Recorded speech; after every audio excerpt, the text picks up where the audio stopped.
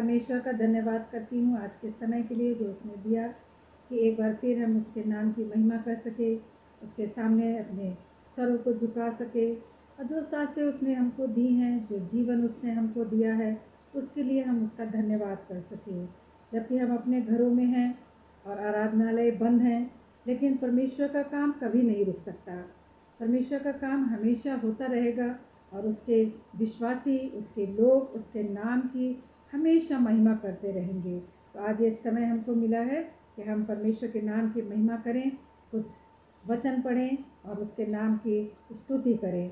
तो इन बातों से पहले मैं प्रार्थना करना चाहूँगी और मैं प्रार्थना करूँगी अनु से कि वो हमारे साथ प्रार्थना में सहभागी हो। आइए हम प्रार्थना करें। प्रभु तेरा धन्यवाद करते हैं बाप आसमानी प्रभु, आज के अच्छे दिन के लिए, तेरे अद्भुत प्रेम के लिए प्रभु जी, जो हम अपने जीवन में अलग अलग रूप से देखते हैं प्रभु जी। ये तेरी करुणा और तेरी दया है बाप आसमानी कि तूने अब तक हम सबों को संभाला है प्रभु जी।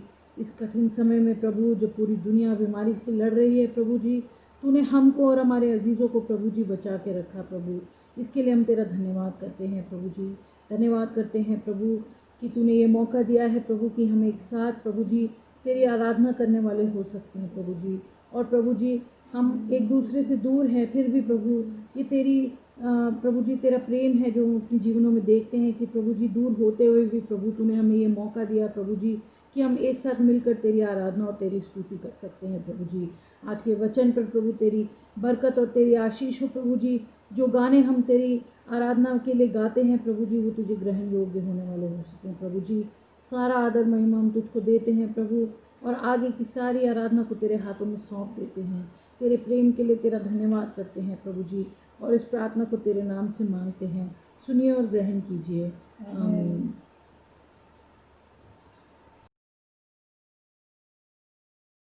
सबको प्रेज द लॉर्ड और जय मसीह की। मैं अनमोल शर्मा अपने पूरे परिवार की तरफ से आपके लिए शालोम, शांति और सलाम लेके आया हूँ। और ये पहला मौका है कि मैं इस ऑनलाइन चर्च में आपसे रूबरू हो रहा हूँ। सबसे पहले मैं परमेश्वर का धन्यवाद देना चाहता हूँ कि उसने आज तक हम सबको इस ऑनलाइन चर्च के माध्यम से एक साथ जोड़े रखा है ताकि हम उस जीवते परमेश्वर की स्तुति और आराधना कर सकें। और इन बीते हुए दिनों में हम लोग को बहुत आशीष मिली है एक दूसरे के वसीले से, एक दूसरे के गानों को सुन के, एक दूसरे के ज़रिए कलाम को सुन के हम लोग को बहुत आशीष मिली है। मैं धन्यवाद देना चाहता हूँ और आपको भी बधाई देना चाहता हूँ कि आपने भी इसमें अच्छा योगदान दिया है और बढ़ चढ़ के आगे हो के हर काम को पूरा इसमें किया है और हर सहायता और मदद करी है। जिस तरीके से बड़े और बुज़ुर्ग आज तक इस चर्च को चलाते आए हैं, उसी तरीके से छोटे बच्चों ने भी जब इस चर्च की एक्टिविटीज़ को देखा तो उन्होंने भी आज कुछ सोचा है कि वो भी परमेश्वर की महिमा में कुछ करें। तो ये बच्चे आपके लिए आज एक बहुत अनोखी सी चीज़ लेके आए हैं जो अब तक आपने इस लॉकडाउन पीरियड में अब तक अपनी स्क्रीन पे नहीं देखी होगी। तो मैं एक एक करके एक एक बच्चे को इस ऑनलाइन चर्च की स्क्रीन के ऊपर इनवाइट करना चाहता हूँ। सबसे पहले मैं इनवाइट करना चाहता हूँ आशिना सफरी और आशिका एरिका सफरी जो लखनऊ से हमारे साथ जुड़े हैं आज ही। उसके बाद एरन एजरियल अनमोल जो मेरा ही बेटा है और लखनऊ से है, मैं इनका भी स्वागत करता हूँ। उसके बाद रिया डायस जो कानपुर से हमारे साथ जुड़े हुए हैं, मैं इनका भी स्वागत करता हूं। और स्वागत करना चाहता हूं रिची बेली और रेचल बेली का जो लखनऊ से हमारे साथ जुड़े हुए हैं इस कलीसिया में। उसके बाद मैं स्वागत करना चाहता हूं स्टेज पे एंजल जोसेफ और प्रार्थना जोसेफ का जो जोधपुर से हमारे साथ इस कलीसिया में शिरकत रखते हैं। इसके बाद मैं इन्वाइट करना चाहता हूँ शेरोन डायस को जो दिल्ली से हमारे साथ जुड़ी हुई हैं। और उसके बाद मैं स्टेज पे बुलाना चाहता हूँ एडना ब्लॉसम सैमुअल को जो लखनऊ से आज ही सुबेरे हमारे साथ जुड़े हैं। इसके बाद मैं स्टेज पे बुलाना चाहता हूँ आराधना सोलोमन और अफ्तानशा सोलोमन को जो कि बहनें हैं और आगरा से शुरू से हमारे साथ जुड़ी हुई हैं। तो आइए देखते हैं कि अलग अलग शहरों के ये बच्चे आज किस तरीके से एक ही स्क्रीन पे एक साथ परमेश्वर की महिमा करते हैं।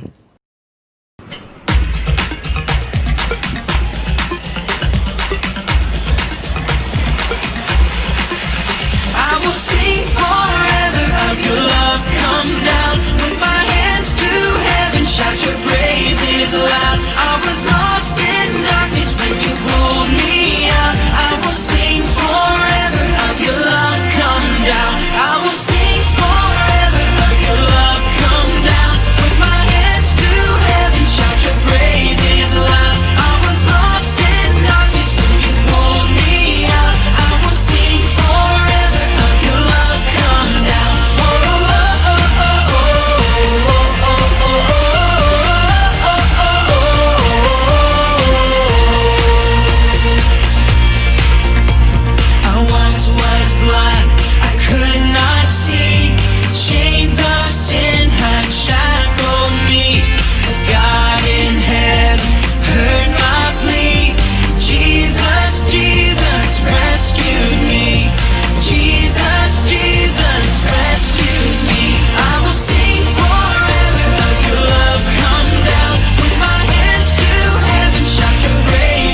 loud. I was lost in darkness when you pulled me out. I will sing forever of your love come down.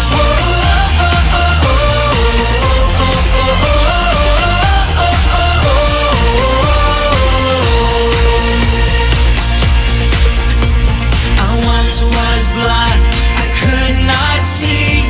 Chains of sin had shackled me. God in heaven heard my plea. Jesus, Jesus rescued me. Jesus, Jesus rescued me. I will sing forever of your love come down. With my hands to heaven, shout your praises loud. I was lost in darkness when you pulled me out. I will sing forever of your love come down. I will sing forever of your love come down. I will sing forever of your love come down.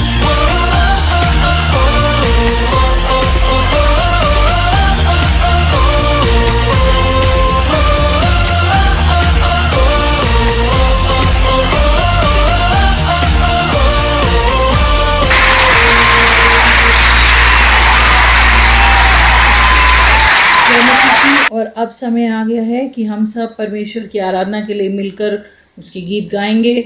और आप सबसे भी प्रार्थना करती हूँ कि खुशी से और ज़ोर से और हर्ष और उल्लास से प्रभु के परमेश्वर की आराधना करने के लिए हमारे साथ शामिल हों।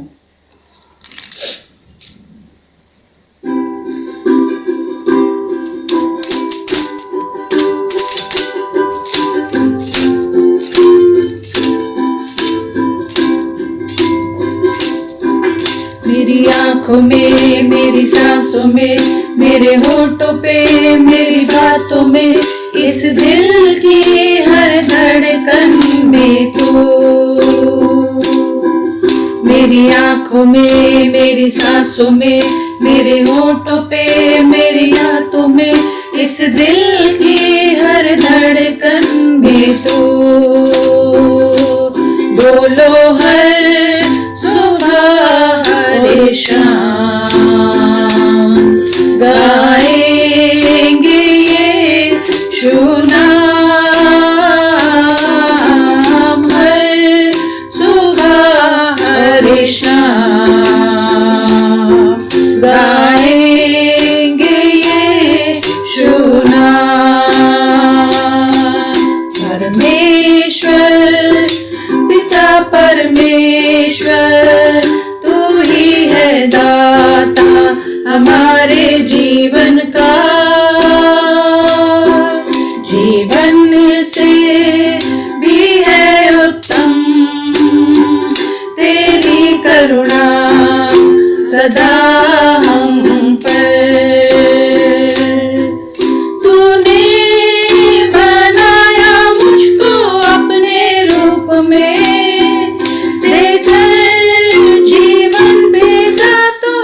संसार में तूने बनाया मुझको अपने रूप में, देकर जीवन भेजा मुझको संसार में। ये जिंदगी मेरी सदा करती है तेरी महिमा।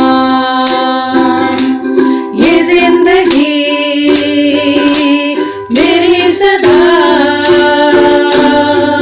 करती है तेरी महिमा। प्रार्थना मेरी प्रार्थना सुन खुदा ऐ खुदा।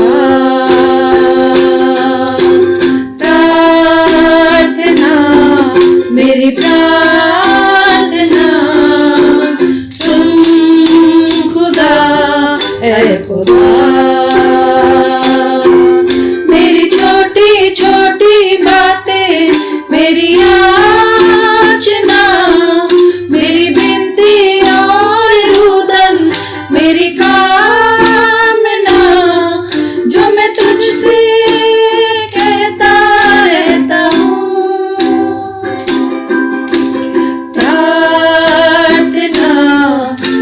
मेरी प्रार्थना सुन खुदा अब्बा पिता। प्रार्थना मेरी प्रार्थना सुन खुदा अब्बा पिता।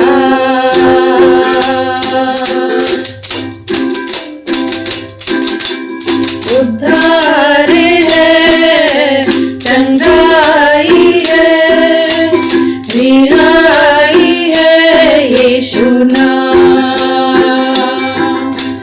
उद्धार है, चंगाई है, रिहाई है यीशु नाम। यीशु नाम, यीशु नाम,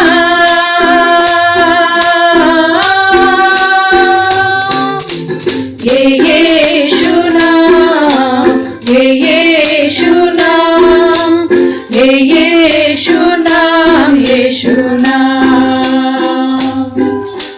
ये यीशु नाम, ये यीशु नाम, ये यीशु नाम, यीशु नाम। मुक्ति भी है, भक्ति भी है, शक्ति भी है यीशु नाम। मुक्ति भी है, भक्ति भी है, शक्ति भी है यीशु नाम। यीशु नाम, यीशु नाम,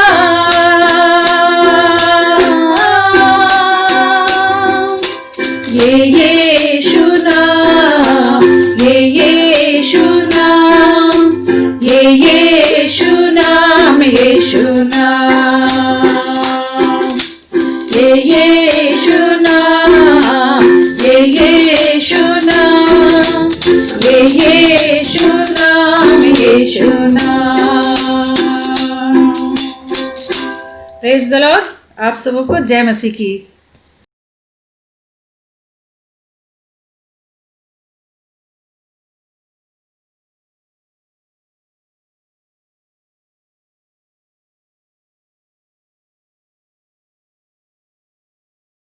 प्रभु यीशु मसीह के मधुर और मीठे नाम में आप सबको जय मसीह की।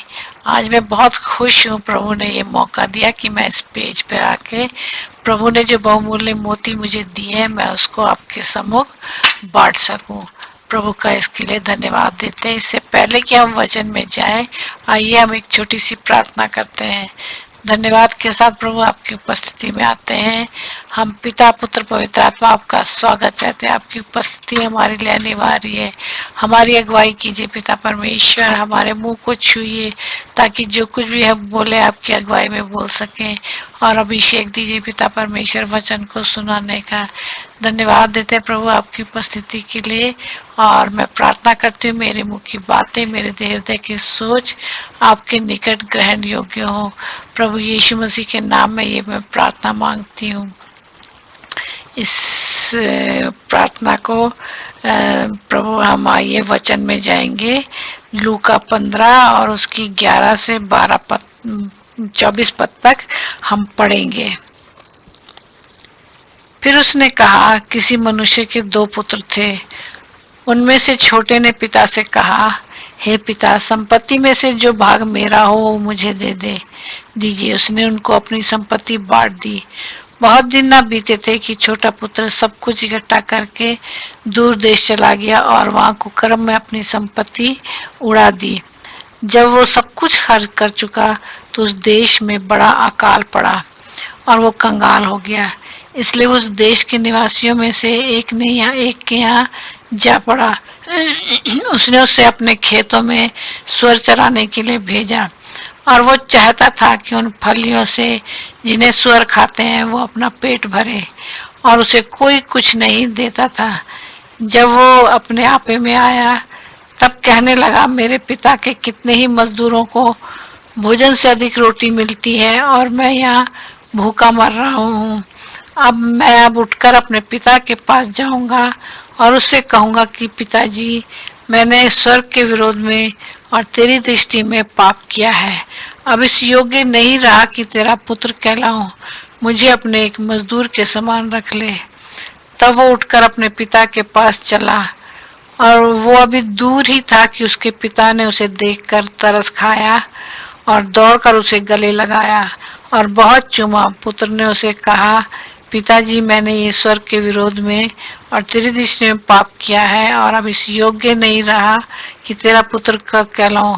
परंतु पिता ने अपने दासों से कहा, झट अच्छे से अच्छा वस्त्र निकालकर उसे पहनाओ और उसके हाथ में अंगूठी और पांव में जूतियां पहनाओ और पला हुआ बछड़ा लाकर मारो ताकि हम खाएं और आनंद मनाएं, क्योंकि मेरा ये पुत्र जो मर गया था अब जी गया है, खो गया था अब मिल गया है। और वे आनंद करने लगे। प्रभु का धन्यवाद हो इस वचन के लिए। और मैं जानती हूँ कि ये जो दृष्टांत है वो बहुत कॉमन सा दृष्टांत है, बहुत बार आपने सुना होगा और बहुत बार सुनकर आशीष भी पाई होगी। और मैं विश्वास करती हूँ कि आज भी प्रभु आपको कुछ न कुछ दृष्टांत के द्वारा आशीष देगा। और हमने जैसा भी पढ़ा है इस कहानी में कि एक परिवार है, 3 जनों का परिवार है, पिता है और 2 पुत्र हैं। पिता जो है वो परमेश्वर को दर्शाता है और पुत्र जो है हम और आप लोग हैं। और हम देखते हैं कि छोटे बेटे ने एक दिन आके अपने पिता से कहा, संपत्ति का जो मेरा हिस्सा है वो मुझे दे दे। और पिता ने बिना कुछ कहे उस दोनों को संपत्ति बांट दी। और कुछ दिनों के बाद वो बहुत दूर चला गया, दूर देश में चला गया और वो बहुत अच्छे से अच्छे होटल में रहा होगा। बहुत से साथी उसके साथ थे, बहुत से काम उसने किए, बहुत से बुरे काम किए उसने और आनंद मनाया, कुकर्म किया। और एक समय ऐसा आया कि उसके सारा धन संपत्ति जो उसके पास थी सब खत्म हो गई और वो बिल्कुल कंगाल हो गया। तो उसके मित्र भी उसे छोड़कर चले गए और वो जो था भूखा मरने लगा।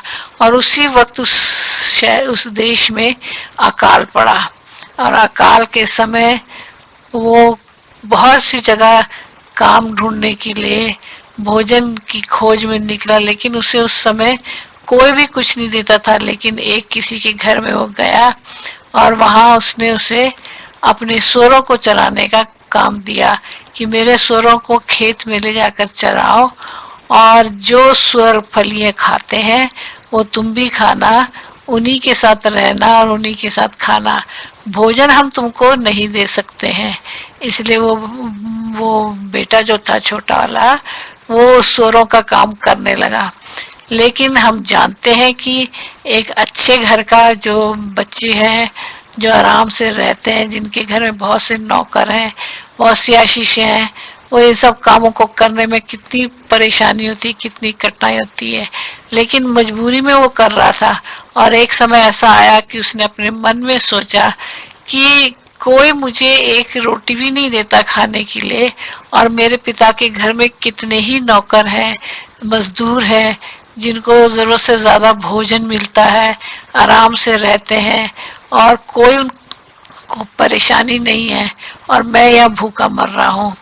लेकिन क्या कहते हैं, उसने कहा कि मैं ये सोचता हूँ कि मुझे उठकर अपने पिता के पास वापस जाना चाहिए और मैं उससे क्षमा मांगूंगा। मैं उससे कहूंगा कि मैंने तेरे विरोध में और परमेश्वर की दृष्टि में पाप किया है। अब इस योग्य तो नहीं हूँ कि मुझे अपने पुत्र के समान रख, लेकिन मुझे एक मजदूर के समान अपने पास रख ले। लेकिन जब वो सोच रहा था और उसने सोचा उसका उसने निर्णय लिया और वो काम उसके अनुसार किया उसने और वो अपने घर की तरफ चला। और जब अभी दूर ही पहुंचा था तो उसके पिता ने उसे दूर से देखा और वो दौड़कर उसके पास गया, उसको गले लगाया। वो जिस दशा में गया था, गंदे कपड़े थे, फटे हुए कपड़े पहना था, हो सकता है बदबू भी आ रही होगी, सब कुछ था उसके पास, सारी गंदगी थी, लेकिन फिर भी उसके पिता ने जैसा था वो वैसी उसको गले लगाया और अपने घर में ले गया और सबसे उसने बताया कि ये मेरा बेटा है जिसका मुझे हर दिन इंतजार रहता था और आज वो लौट कर आया है। ये तो खो गया था लेकिन आज वो मिल गया है, मर गया था लेकिन वो जीवित हो गया है। प्रभु का धन्यवाद हो। और उसने सबको कहा कि जल्दी से एक भोजन तैयार करो, पहला हुआ बछड़ा काटो और हम सब मिलकर भोजन करेंगे और आनंद मनाएंगे, क्योंकि ये मेरा पुत्र जो था वो मर गया था, अब जीवित हो गया है। ये छोटी सी कहानी जरूर है, लेकिन हमने इसमें 3 बातों पे हम ध्यान देंगे।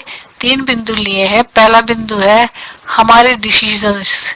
हम क्या डिसीजन करते हैं। हम प्रतिदिन अपने जीवन में कुछ ना कुछ निर्णय लेते हैं। हम क्या खाएंगे, क्या बनाएंगे, क्या काम करना है, कहाँ जाना है, किससे मिलना है, बहुत से निर्णय लेते हैं। लेकिन सवाल ये उठता है कि क्या ये निर्णय हम अपनी बुद्धि से लेते हैं, अपने लाभ के लिए लेते हैं, या अपनी किसी जरूरत को पूरा करने के लिए लेते हैं, या पवित्र आत्मा की अगुवाई में लेते हैं ये निर्णय। क्योंकि वचन कहता है, वचन में लिखा है कि उसी नीति वचन 3 और 5 और 6 में लिखा है, उसी को स्मरण करके सारे काम करना, तब वो तुम्हारे लिए सीधा मार्ग निकालेगा। और एक जगह और वचन में लिखा है कि तू अपनी बुद्धि, अपनी दृष्टि में बुद्धिमान मत होना और परमेश्वर पर भरोसा रखना। कभी कभी ऐसा भी होता है कि हम अपने जीवन में अपनी बुद्धि के आगे किसी की नहीं सोचते। हम सोचते हैं हमसे ज्यादा कोई बुद्धिमान नहीं है, लेकिन परमेश्वर कहता है कि हमें अपनी बुद्धि से, अपनी दृष्टि में बुद्धिमान नहीं होना है, हमें परमेश्वर पर भरोसा रखना है, परमेश्वर की अगुवाई में अपने जीवन के निर्णय लेने हैं। और ऐसा करने का परिणाम क्या होता है कि आनंद हमको मिलता है, हम अधिक कुशल से रहते हैं, हमारी आयु बढ़ती है, और प्रभु जब हमसे प्रसन्न रहता था, हम सारी परेशानियों से हमें छुटकारा मिलता है। हमारे जो निर्णय होते हैं जीवन में, वो ही हमारे जीवन में आशीष लाते हैं या श्राप लेकर आते हैं। हम बाइबल में देखते हैं, बहुत से एग्जाम्पल हम बाइबल में देखते हैं कि जिन्होंने पवित्र आत्मा की अगुवाई में निर्णय लिए और आशीष पाई। हमने बाइबल में पढ़ा है कि जब यीशु मसीह बैतनिया में मरियम मार्था के घर गया, और जब मार्था ने देखा यीशु मसीह आए हैं, तो वो संसारिक कामों में व्यस्त हो गई, लेकिन मरियम ने वो हिस्सा चुना जो उससे कभी छीना नहीं जाएगा, क्योंकि वो यीशु मसीह के चरणों में बैठकर उससे बातें करने लगी, उससे वचन सुनने लगी, और बहुत सी आशीषें उससे पाने लगी। और यीशु मसीह ने उसके विषय में कहा कि मरियम ने जो हिस्सा चुन लिया है वो उससे कभी भी छीना नहीं जाएगा। इसके अलावा हम देखते हैं एलिया को और एलीशा को। एलिया जो था, जब स्वर्ग में उठाया जा रहा था और एलीशा को पता चला कि ये स्वर्ग में उठाया जाने वाला है, और एलिया ने एलीशा से बोला कि तू क्या चाहता है मुझसे कि मैं तेरे लिए करूं। उसने कहा कि जो सामर्थ तेरे पास है उसका दुगना हिस्सा मुझे चाहिए। और फिर उसने कहा तूने तो बड़ी कठिन बात मांगी है, और लेकिन फिर भी परमेश्वर की ओर से थी। परमेश्वर चाहता था एलीशा को भी इस्तेमाल करना, इसलिए एलिया ने उससे कहा कि तू यहीं रुक, परमेश्वर ने मुझे वहां बुलाया है। लेकिन उसने कहा चाहे परमेश्वर भी कहे तब भी मैं नहीं रुकूंगा, मैं तेरा पीछा नहीं छोड़ूंगा। उसका पीछा करते करते वो बहुत दूर तक उसके साथ चला गया, और जब वो एकदम स्वर्ग पे उठाया गया, उस वक्त उसकी चादर एलीशा पर गिरी और उसको सामर्थ का अभिषेक मिला, दुगना अभिषेक मिला। एलिया ने 8 आश्चर्य क्रम किए हैं और एलीशा ने 16 आश्चर्य क्रम अपने जीवन में किए हैं। प्रभु का धन्यवाद हो, क्योंकि उसने पवित्र आत्मा की अगुवाई में वो सामर्थ मांगी थी। कोई दुनिया की चीज नहीं मांगी, कोई ऐसी रुपया पैसा नहीं मांगा, उसने उसकी सामर्थ मांगी। और फिर एक और हम उदाहरण देखते हैं, सदरक मिशक अबेदनगो को देखते हैं कि इनको भी 7 गुना आग की भट्टी में जाने को तैयार हो गए। लेकिन उसने कहा कि नहीं, हम अपने परमेश्वर पर भरोसा करना, परमेश्वर का विश्वास नहीं छोड़ेंगे, ना परमेश्वर के आगे को छोड़ो और किसी को हम दंडवत करेंगे। और तीनों जाने को तैयार हुए। परमेश्वर इससे प्रसन्न हुआ और स्वर्ग से उतर कर आया और उनके द्वारा पूरी शहर में ये गवाही हो गई कि इनका परमेश्वर सच्चा परमेश्वर है, उसको छोड़कर और किसी के पास कोई सामर्थ्य नहीं है। इसी के साथ साथ हम देखते हैं, ये तो थी कि जब हम पवित्र आत्मा की अगुवाई में अपने निर्णय लेते हैं, लेकिन बहुत बार ऐसा भी होता है कि हम अपनी बुद्धि से अपनी स्वार्थ के लिए, अपने लाभ के लिए भी निर्णय लेते हैं, तो हम अपने ऊपर क्या लाते हैं? श्राप लाते हैं। और जैसे हम बाइबल में पढ़ते हैं, हननिया सफीरा थी, उन्होंने अपनी बुद्धि से सोच लिया कि जो उन्होंने प्रॉपर्टी बेची थी, संपत्ति में से कुछ भाग हम रख लें ताकि हमारे भी काम आए। वो सोच रही थी कि ना परमेश्वर को पता चलेगा, ना प्रेरितों को पता चलेगा, लेकिन परमेश्वर की दृष्टि जैसे हमारे पर रहती है, उसने सब कुछ देखा और उनको पता चल गया। और नतीजा ये हुआ, जब उससे पूछा गया तो उनको दूसरा पाप उन्होंने किया कि झूठ बोला, और नतीजा ये हुआ, परिणाम उसका कि दोनों की दोनों उसी वक्त मृत्यु हो गई उनकी, और वो इस संसार में नहीं रहे। और भी बहुत सी उदाहरण है जिसके द्वारा परमेश्वर के आज्ञा से ना काम करने पर श्राप लाए हैं। जैसे न्योमी थी, न्योमी के जहाँ रहते थे ये परिवार के लोग, वहाँ पे अकाल पड़ने लगा। जब अकाल पड़ा तो वहाँ पे ये लोग ने निर्णय लिया कि हम मुआब में जाके रहने लगेंगे, और प्रभु की इच्छा नहीं थी कि कोई मुआब में जाके रहे, क्योंकि वहाँ पाप बहुत था, परमेश्वर का विरोधी बहुत थे वहाँ पे लोग, और नास्तिक लोग थे। लेकिन ये परिवार जो था अपने दोनों बेटों, अपने पति पत्नी के साथ मिलके वहाँ जाके रहने लगा, और नतीजा ये हुआ कि उसके ऐसा श्राप उसके ऊपर पड़ा कि दोनों बेटे और उसके पति की मृत्यु हो गई। वो 4 जने गए थे रहने के लिए, लेकिन जब लौटी तो खाली न्योमी लौटी और रूथ के साथ लौटी। प्रभु का ये है कि उसने अपनी बुद्धि के सहारे काम किया, बुद्धि के साथ निर्णय लिया, उसने धीरज को काम नहीं करने दिया। इसी प्रकार हम देखते हैं, नेक सामरी था जो यरूशलेम से यरीहो को जा रहा था, और रास्ते में डाकुओं ने उसको घेर लिया। परमेश्वर की इच्छा नहीं थी कि वो यरीहो जाता, वो चाहता था कि वो व्यापार करने जा रहा था और अधिक धन कमाने जा रहा था, लेकिन प्रभु की इच्छा नहीं थी, और नतीजा ये हुआ कि जो उसके पास था वो भी डाकुओं ने लूट लिया और उसको अधमरा छोड़ दिया। तो ये सब हम देखते हैं उदाहरण। तो हमें सीखना है कि हम अपने जीवन में जो भी निर्णय लेते हैं, छोटे छोटे कामों के लिए, चाहे हम छोटे निर्णय लें चाहे बड़े निर्णय लें, हमें परमेश्वर की इच्छा को जान के, परमेश्वर की इच्छा के अनुसार वो निर्णय हमें लेने चाहिए। और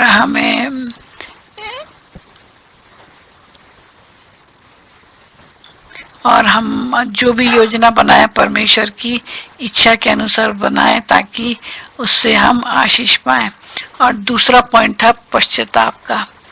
पश्चाताप, जब हम सब पापी हैं, हम सब अपने जीवन में पाप करते हैं और हम जानते हैं कि पाप की मजदूरी मृत्यु है, लेकिन फिर भी प्रभु कहता है कि यूहन्ना 1 यूहन्ना 1:9 में कहता है कि यदि हम अपने पापों को मान लेते हैं तो वो हमें सब अधर्म से क्षमा करने में और शुद्ध करने में विश्वास योग्य और धर्मी है।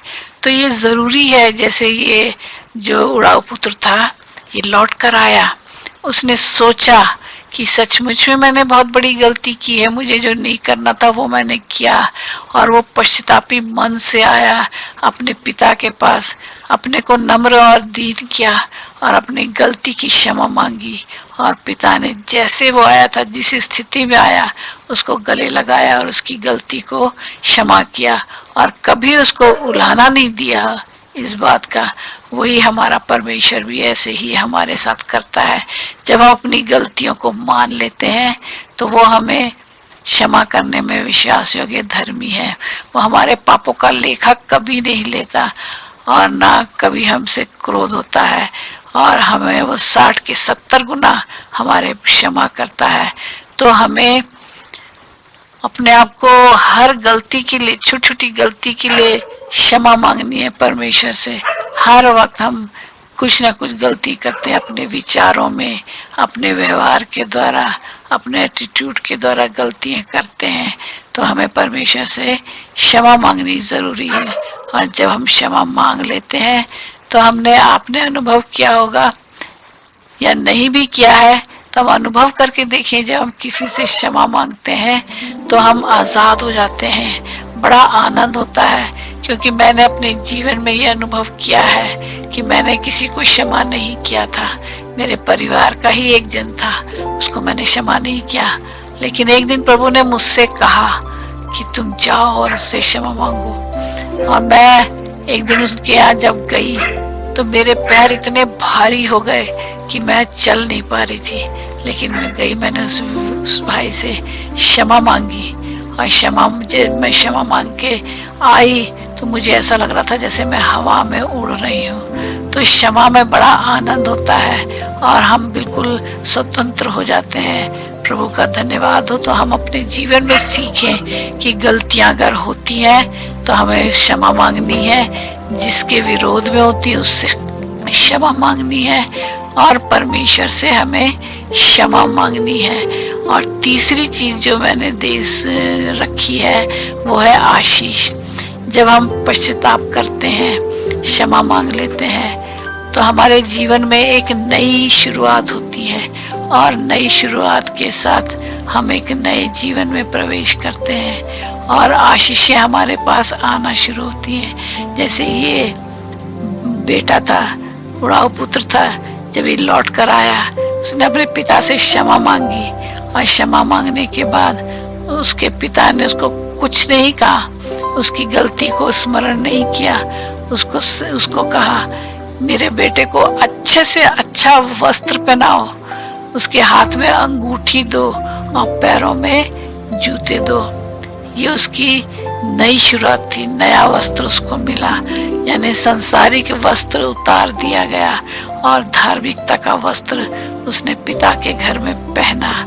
और वस्त्र पहनने का मतलब ये भी है कि नया जन्म, नई शुरुआत जो होती है, नए जन्म का मतलब ये है कि यीशु मसीह को पहन लेना। और जब उसकी जीवन की नई शुरुआत हुई, यीशु को उसने अपने हृदय में ग्रहण किया, और जब पिता के सम्मुख उसको ग्रहण किया तो उसने एक नया वस्त्र पहना, यानी यीशु मसीह को पहन लिया, और धार्मिकता का वस्त्र उसे मिला। इसके साथ दूसरी गिफ्ट उसे मिली, अंगूठी। अंगूठी जो है वो दो जनों के संबंध को बताती है। जो संबंध उसका टूट गया था, पिता से दूर हो गया था, टूट गया था उसका संबंध, लेकिन उस अंगूठी को पहनने के बाद उसने उसका संबंध फिर से बना पिता के साथ, और पिता पुत्र का जो रिश्ता था वो बना, एक दूसरे के प्रति प्रेम बना, एक दूसरे के लिए आशीष आई और आनंद मिला। और ये उसका संबंध था जो पिता के साथ छूट गया था, वो आनंद उसको फिर से मिला। और इसके साथ साथ अंगूठी का जो पहचान है वो अधिकार की भी है, पिता का अधिकार उसको मिला, ताकि जो कुछ पिता का है उसका भी है, उसमें सहभागी, उसका भी भागीदार है। तो अधिकार और संबंध उसका पिता के साथ, अपने परिवार के साथ दोबारा बना। उसने धार्मिकता के वस्त्र पहने और पैरों में जूती पहनाई, यानी उस समय में जो लोग जिनके पैरों में जूती नहीं होती थी वो गुलाम कहलाते थे, वो गुलाम होते थे, तो उनके पैरों में वो नंगे पैर रहते थे। लेकिन इसके पिता ने कहा, मेरे बेटे को जूती पहनाओ, क्योंकि अब ये गुलाम नहीं रहा, ये मेरा बेटा है। और उसने उसको जूती पहनाई। इसके साथ साथ धार्मिकता के हथियारों में भी एक हथियार ये है कि हम सुसमाचार की तैयारी के जूते हम पहने, ताकि हम सुसमाचार को लेके हम खड़े हों, उसके गवाह बने। और ये उड़ाऊ पुत्र के जीवन में भी ऐसे ही समय आया कि वो उसका गवाह बना और सुसमाचार की तैयारी के जूते पहने उसने। और हम इसके साथ साथ देखते हैं पिता का कैरेक्टर कैसा था। पिता जो था वो जैसे ही परमेश्वर जो है हमारे अपराधों का बदला कभी हमसे नहीं लेता, ना हमें हमारे अपराधों को कभी स्मरण करता है। जैसा उड़ाऊ पुत्र के पिता ने किया, परमेश्वर जैसा करता है वैसा उसने भी किया।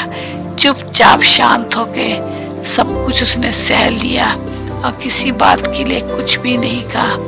तो हमारा पिता आज हमारे लिए भी हर दिन स्वर्ग से उसकी दृष्टि निरंतर हमारे पर रहती है कि हमारे पास कितना समय है उसके लिए। वो हाथ फैलाए खड़ा है, हमें उसके पास जाना है। यदि आप परमेश्वर से दूर हैं, पिता से दूर हैं, तो आज ही समय है, आप जरूर उसके पास आइए, क्योंकि वो आपका इंतजार कर रहा है। उसकी दृष्टि निरंतर आपके ऊपर लगी रहती है, उसके कान आपकी ओर लगे रहते हैं, ताकि वो आपकी दुहाई को सुनता है, आपकी प्रार्थनाओं को सुनता है, आपको देखता है। उसने हमें जीवन दिया है, बहुतायत का जीवन दिया है। उसने हमें 24 घंटे दिए हैं कि हम 24 घंटे को हम उसके लिए कितना प्रतिशत समय हम अपने पिता के लिए लगाते हैं, अपने पिता के पास जाके आशीष पाने में लगाते हैं। प्रभु का धन्यवाद हो। लेकिन फिर भी हमारा स्वर्गीय पिता इतना प्रेमी पिता है, इतना दयालु पिता है, फिर भी हम पर अपनी करुणा करता रहता है और कभी हम पर नाराज नहीं होता, क्रोधित नहीं होता, ना हमारे पापों को वो स्मरण करता है। वो हमसे इतना प्यार करता है कि हमारे पापों को हर दिन वो क्षमा करता है। प्रभु का धन्यवाद हो कि वो हम अनुग्रहकारी और दयालु प्रभु है और विलम्ब से कोप करता है। जैसा यशाया 53:6 में लिखा है कि हम तो सबकी सब भेड़ों की नए भटक गए थे, हमने सब अपना अपना मार्ग लिया, लेकिन परमेश्वर ने सबके अधर्म का बोझ यीशु मसीह पर लाद दिया। तो हम भटके हुए थे, हम अपने अपने मार्ग लिए हुए थे, हम खोए हुए थे, उससे दूर थे, लेकिन प्रभु का धन्यवाद हो कि आज उसने हमें अपने गले लगाया, अपने पास बुलाया और हमारे साथ आज भी वो सदा रहता है। हमें वो बहुत जल्दी आने वाला है। क्या हम तैयार हैं उसके लिए कि वो हमारे साथ आए और हमें अपने साथ ले जाए? उसने सबसे बड़ी बात तो ये है कि उसने हमें कभी अकेला नहीं छोड़ा। ये उसका प्रेम है। उसने अपना आत्मा हमें दिया है। हम सबके पास परमेश्वर का आत्मा है, हमारे अंदर है। क्या हम उससे बात करते हैं या वो आत्मा को हमने कैद करके रखा है? जो भी मसीह लोग हैं उन सबको पवित्र आत्मा का हर दिन अपने जीवन में स्वागत करना है, उससे बातचीत करनी है ताकि वो आपकी अगुवाई कर सके। क्या हम जानते हैं कि पवित्र आत्मा हमारे अंदर है, हम उसके घराने के लोग हैं और वो हमसे प्रेम करता है, वो हमारा इंतजार करता है, क्योंकि जिससे हम प्रेम करते हैं उससे हम अधिक से अधिक चाहते हैं कि हम उससे मिलें। तो अगर आप परमेश्वर से प्रेम करते हैं, आप जानते हैं उसकी भलाई को, तो उससे अधिक से अधिक समय दें, उससे मुलाकात करें और उसको हर जीवन के हर क्षेत्र में हमें पहला स्थान देना है। और क्योंकि वो हर दिन हमें हमारा इंतजार करता है और हमें गले लगाने के लिए तैयार है। इस छोटे से वचन पर प्रभु आपको आशीष दे।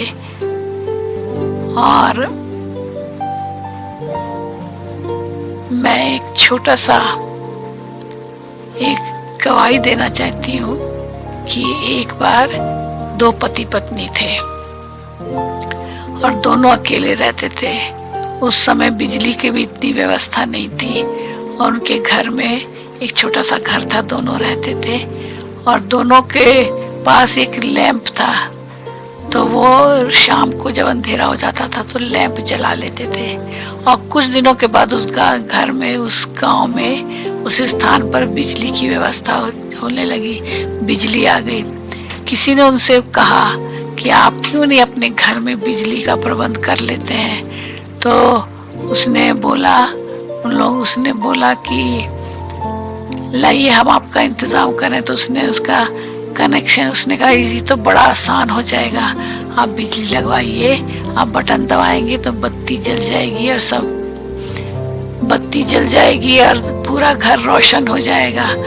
तो उसने कहा हाँ ये तो बहुत अच्छी चीज़ है, हम ज़रूर लगवाएंगे। उन्होंने बिजली का कनेक्शन लिया, लगा लिया। और क्या होता था कि अगले महीने जब मीटर रीडिंग वाला आया, उसने कहा आपका तो मीटर बिल्कुल ही नहीं चला, क्या बात है कि ये मीटर नहीं चल रहा है। खैर उस चला गया। दूसरे महीने आया, फिर भी उसने देखा कि कोई मीटर में रीडिंग नहीं आई और बिल्कुल वैसे कि वैसे। उसने कहा ये क्या आप करते हैं, क्या बात है कि आपके मीटर नहीं चलता है।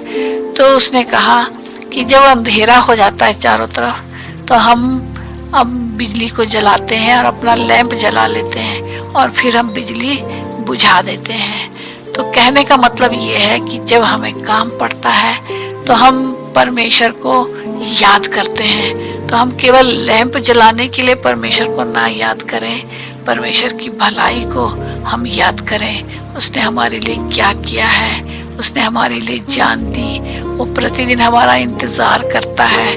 उसने हमारे लिए नए वस्त्र बना के रखे हैं, उसने अपना अधिकार हमको दिया है और उसने हमारे पैरों में भी सुसमाचार की तैयारी के जूते दिए हैं। तो जरूरत इस बात की है कि हम परमेश्वर को अपने काम के लिए नहीं, लेकिन सचमुच में उसकी इस बात के लिए प्रेम करें, उसके निकट आए, गवाह बने उसके कि उसने हमारे लिए कितनी बड़ी जान दी और हमें उद्धार का मार्ग दिखाया। प्रभु आप सबको आशीष दे।